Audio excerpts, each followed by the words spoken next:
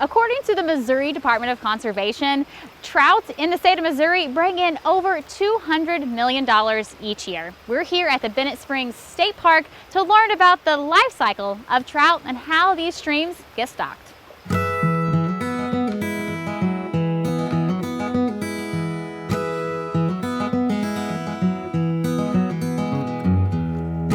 Ben, we are here at the Bennett Springs State Park, and we're going to talk hatcheries, but give us your role and what your duties are for the Missouri Department of Conservation. Well, here at Bennett Spring, we raise rainbow trout for the enjoyment of the public of Missouri, and we have a hatchery here at Bennett. We raise about 350,000 fish, and we stock them throughout, not only here at Bennett Spring, but throughout the state.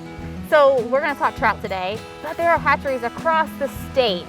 Give me an overview of those roles of hatcheries and where they're located. Okay, so there's 5 cold water hatcheries. You have the one here at Bennett Spring.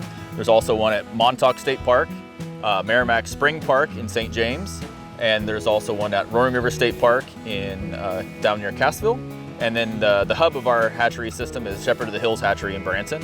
And those are the 5 cold water hatcheries, and we work as a system to raise rainbow trout. And then you also have warm water hatcheries on the other side of the spectrum, and they're located throughout northern Missouri and southern Missouri, and they raise catfish, bass, and other species to put in ponds and lakes throughout the state.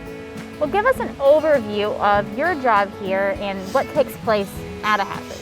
Okay, so the #1 goal of our operation is to raise 12.5-inch rainbow trout to be stocked into the water for the public to come and fish for.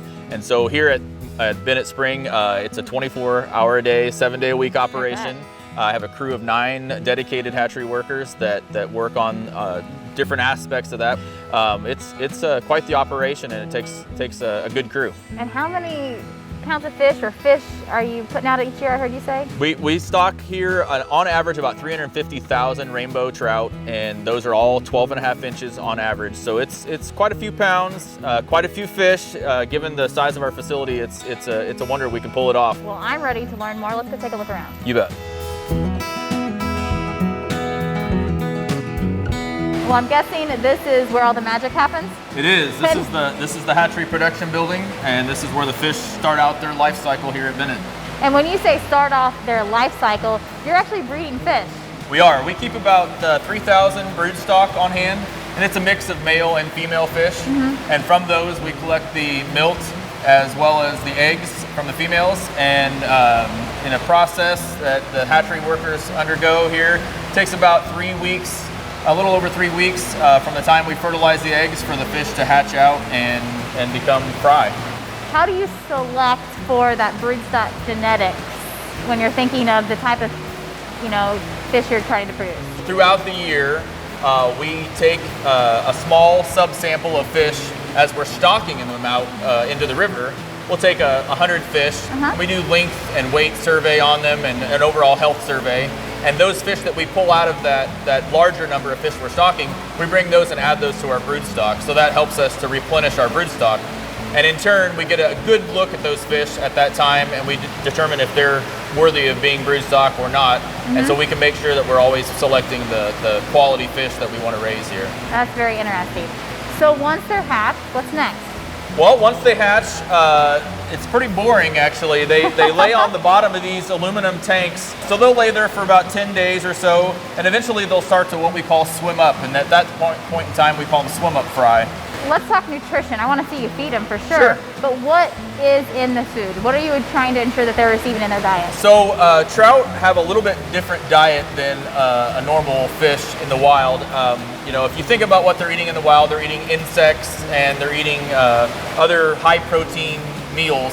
And so we have to replicate that in the hatchery setting to make sure that they're getting all the nutrients and nutrition they need. So the fish food we feed them is really high in protein. It's about 46% protein. Wow.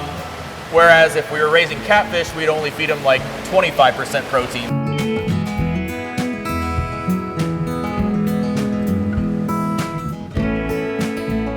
The water comes in through our supply line, comes into our tanks here, and flows through.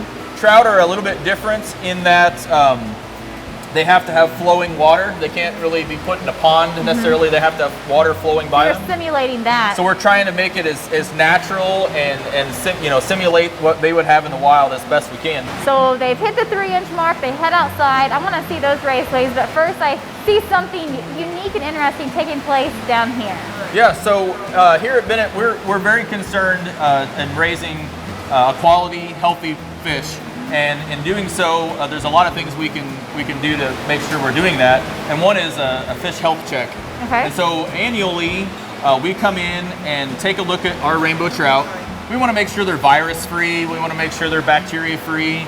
And we want to make sure that before we were to move a fish from, say, our facility to one of the other cold water hatcheries, that we aren't giving them potentially a disease or something that would cause harm.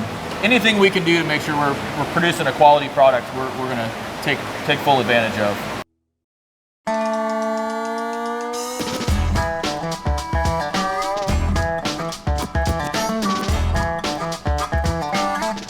So outside in these raceways, this is where they come to finish growing before they're released into the stream. Sure. So take us through that process. I mean, once again, you're providing the best care possible, and nutrition is key.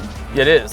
So once the fish come outside, which they're about 3.5 to 4 inches long, they'll spend the remainder of their time here with us out in these raceways. And it's the same thing as in the building.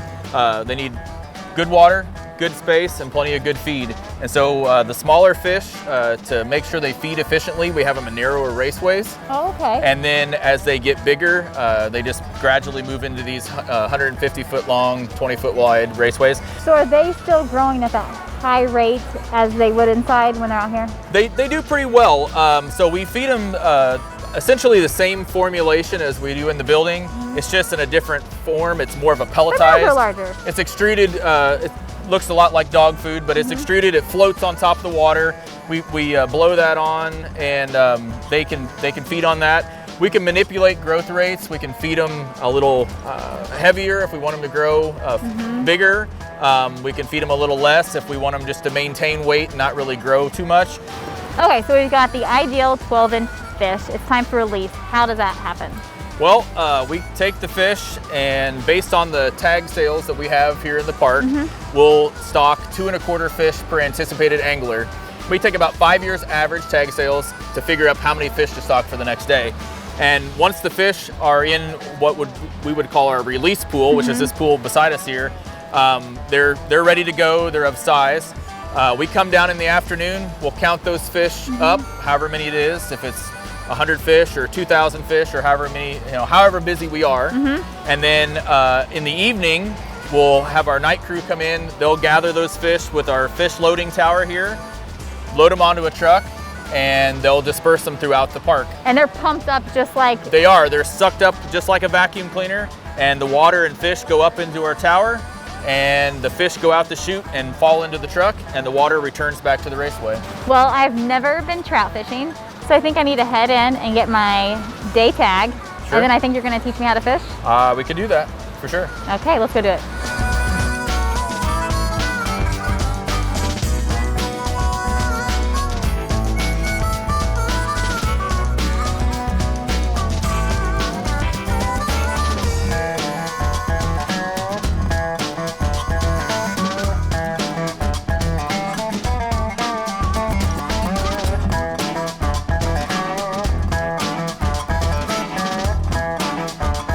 Clearly, Ben, I need to work on my technique. I've not mastered fly fishing yet, but you've shared some fun tips.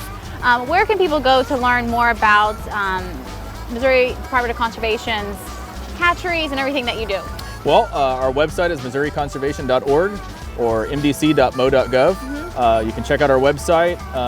You can search for Bennett Spring or search for trout, and it'll bring up all the information about the wonderful cold water opportunities that Missouri has to offer. I'm determined to catch a fish, so I'm going to stick around and see what I can get done. You bet. Thanks.